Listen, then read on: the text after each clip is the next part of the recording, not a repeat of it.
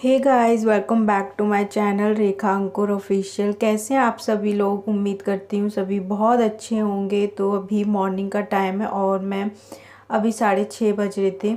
अभी तक मैंने झाड़ू पोछा है वो कर लिया है। आज मुझे जाना है हॉस्पिटल अपना रूटीन चेकअप के लिए। मेरा 9 मंथ अब लास्ट चल रहा है।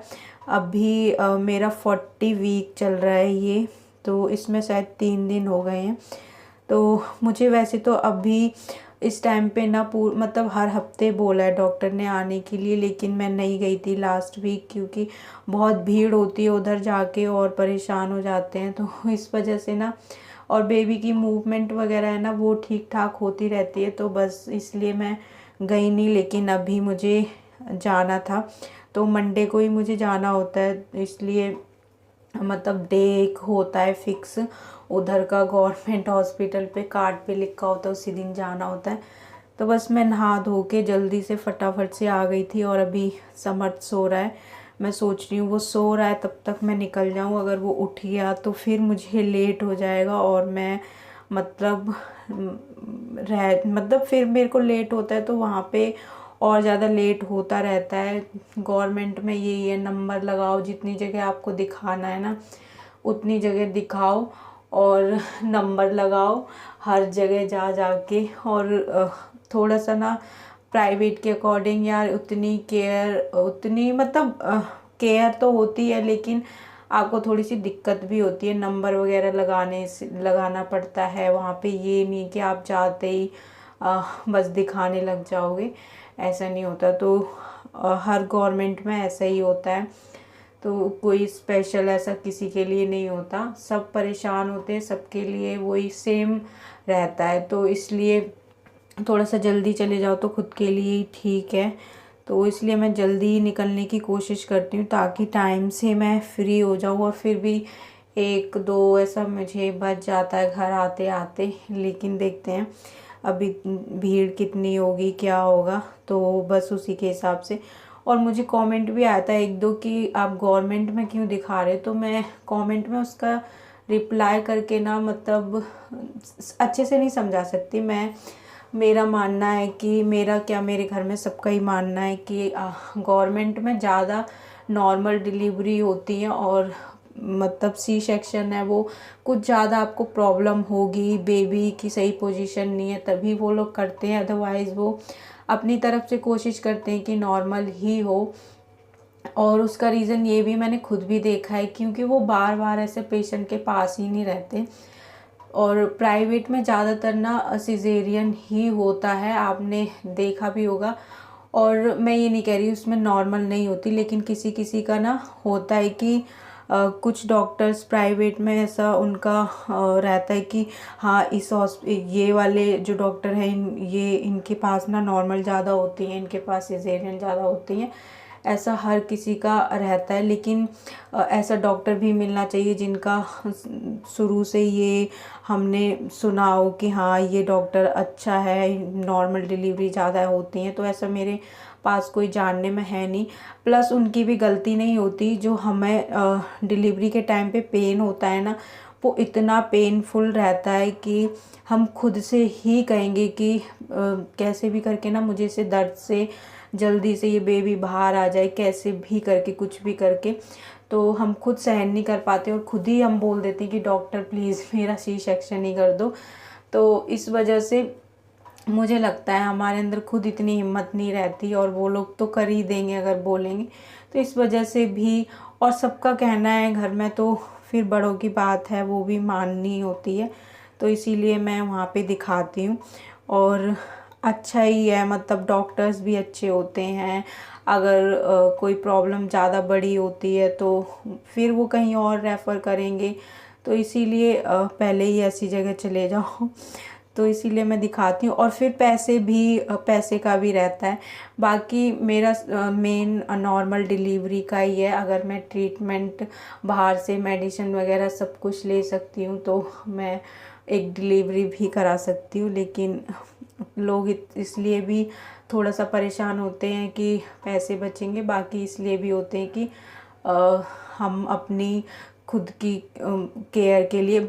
यार देखो, मैं ये नहीं कह रही कि जिसकी सी सेक्शन हुआ है तो उनकी लाइफ ख़राब हो जाती है, वो कुछ कर नहीं सकते, लेकिन हाँ चेंज ज़रूर हो जाती है, वो बिल्कुल वैसी नहीं रहती, नॉर्मल ही सब चाहते हैं। और मैंने सुना भी है, हॉस्पिटल भी जाती हूँ तो वो लोग बोलते कभी भी मतलब पेन है ना वो स्टार्ट हो जाता है, अभी समझ नहीं आता, 1-2 साल ऐसा लगेगा कि नहीं कुछ नहीं होता, कुछ फ़र्क नहीं पड़ता, लेकिन फ़र्क पड़ता है। जब कभी भी मतलब पेन स्टार्ट हो जाएगा, आप भारी चीज़ें उठाओगे तभी भी पेन होने लग जाता है, तो ये सारी दिक्कत आती हैं। तो और जिनकी फर्स्ट हो जाती है ना सी सेक्शन, तो सेकंड में भी चांस रहते हैं, तो भी देखते हैं क्या होता है।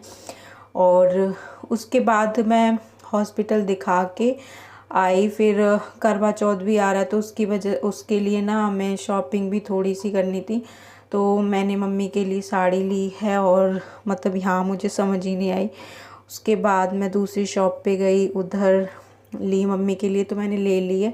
और फिर मेरा मन नहीं था लेने का, मम्मी ने बोला ले लो, और मतलब कुछ पता नहीं है यार मेरा फास्ट कैसा रहेगा क्या रहेगा, तो फिर मम्मी बार बार बोल रही थी, तो इसलिए मैंने एक बहुत सिंपल सी साड़ी ली अपने लिए, क्योंकि मेरे पास ना ऑलरेडी साड़ी रखी हुई है, ब्लाउज़ भी स्टिच है उसका, वो मैंने एक बार भी नहीं पहनी।